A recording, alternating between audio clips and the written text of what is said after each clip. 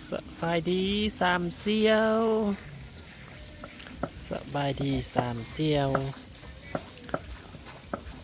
สามเสียวนี่มักอาบน้ำตอนดึกอันนี้คนทำอิฐซื้อนี่ซื้อพี่ดำตอนนั้นโอ้พี่หน้าแดงพี่หน้าแดงโตฮันนะพี่ขาวหรือว่าซีเอิญทำอิฐนี่กับพี่ดำพี่สองพี่ขาวดำพี่สามกับพี่ขาวเนาะ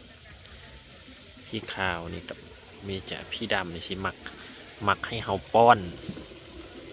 เบิ่งเด้อว่าเฮาสิป้อนนะมักให้เฮาป้อนแล้วเดี๋ยวมื้ออื่นสิเฮ็ดอันคลิปวิดีโอสอนหับเนาะโยนหับเพิ่นมักโยนหับกับการกินข้าวแล้วก็บินกินข้าวแบบง่ายๆเนี่ย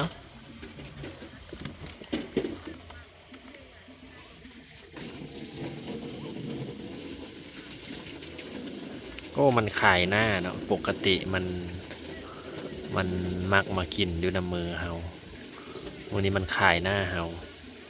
เดี๋ยวมันกะนั้นอยู่อีตนเฮาอยู่มันย่าน มันย่านเฮาขายหน้าเนาะ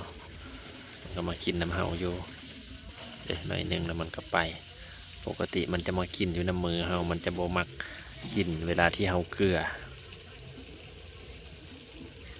เนาะบ่ได้เฮ็ดให้เฮาขายหน้าวิธีทำให้เจ้าของขายหน้าตายแล้วพวกนี้